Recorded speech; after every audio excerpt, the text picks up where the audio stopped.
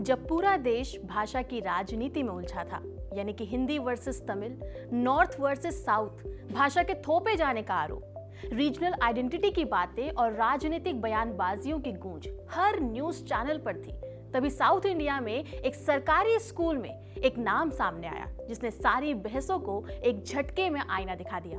नाम है जिया कुमारी, एक लड़की जो जन्मे तो बिहार में लेकिन पली बड़ी चेन्नई की जमीन पर, जिसकी मातृभाषा हिंदी है लेकिन जिसने तमिल भाषा में 100 में से 93 नंबर हासिल किए, वो भी तमिलनाडु स्टेट बोर्ड के 10th एग्जाम में। जिस स्टेट में तमिल लैंग्वेज को संस्कृति से जोड़कर देखा जाता है, वहीं सरकारी स्कूल की इस हिंदी भाषी लड़की ने ये मुकाम हासिल किया।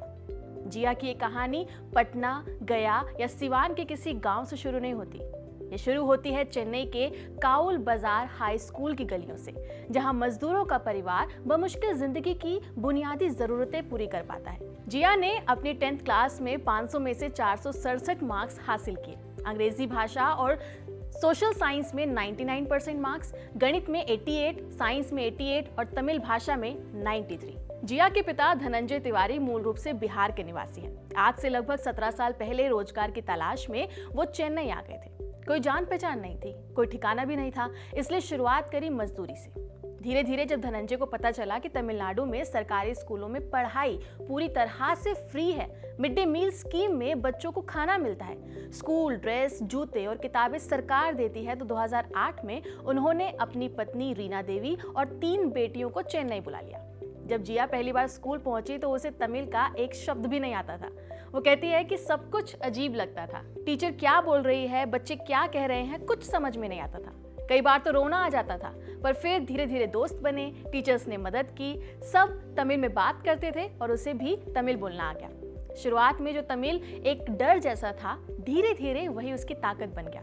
उसे याद नहीं कि वो तमिल कब सीख गई, लेकिन आज उसकी टीचर्स कहती हैं कि उसकी तमिल इतनी शानदार है कि कोई सोच भी नहीं सकता कि वो बिहार से है। वो तमिल में ना केवल पढ़ और लिख सकती है, बल्कि काफी फ्लुएंट तमिल भी बोलती है। आज यहाँ लोग सरकारी स्कूलों में बच्चों को ये कहकर नहीं भेजते कि यहाँ ना टीचर्स के पास समय है, ना पढ़ाई होती है और ना ही कोई फैसिलिटी होती है, लेकिन जिया की कहानी दिखाती है कि अगर सरकार की योजनाएं जमीन पर ईमानदारी से लागू हो तो सरकारी स्कूल गरीबों के लिए एक वरदान बन सकता है। जिया का कहना है कि अगर स्कूल में मिड डे मील नहीं होता, अगर किताबें, यूनिफॉर्म, जूते फ्री में नहीं मिलते, तो मैं कभी पढ़ नहीं पाती। ऐसे में तमिलनाडु में सरकारी स्कूलों को लेकर भी ये एक पॉजिटिव सोच को दिखाता है। सरकारी डेटा में भी तमिलनाडु में एनरोलमेंट रेशो बाकी स्टेट से बेहतर है और भारत में सबसे पहले तमिलनाडु में ही मिड डे मील की शुरुआत हुई थी। इसके अलावा यहाँ की फ्री एजुकेशन और टीचर्स की अकाउंटेबिलिटी ने कई परिवारों की जिंदगी को बदला है।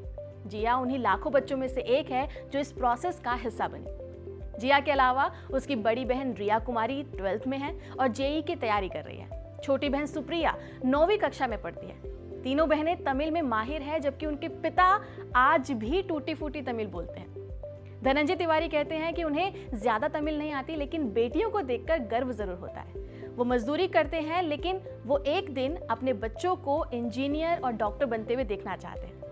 कहने को तो ये एक सिर्फ इमोशनल स्टेटमेंट है, लेकिन इसके पीछे छिपी उम्मीद और संघर्ष की कहानी आज लाखों माइग्रेंट वर्कर्स के परिवारों की सच्चाई है। लेकिन शिक्षा वो अधिकार है जिससे ये लोग अगली पीढ़ी को उस गरीबी से बाहर निकालने का सपना देखते हैं। केंद्रीय शिक्षा मंत्री धर्मेंद्र प्रधान ने इंडियन लैंग्वेज समर कैंप के उद्घाटन के दौरान जिया का जिक्र किया था, तो उन्होंने इस बात को भी कहा था कि ये उन लोगों के लिए आंखें खोलने वाली कहानी है जो भाषा के नाम पर देश को बांटना चाहते हैं, और ये बात पूरी तरह से सही भी है। जिया की ये कहानी उन सभी बच्चों के लिए प्रेरणा है जो किसी वजह से अपनी मातृभाषा से दूर हो गए हैं, जो संसाधनों की कमी से जूझ रहे हैं और जो सरकारी स्कूलों को अपने किस्मत का दी एंड समझते हैं। आपका इस पर क्या कहना है, हमें कमेंट सेक्शन में जरूर बताइएगा। नमस्कार।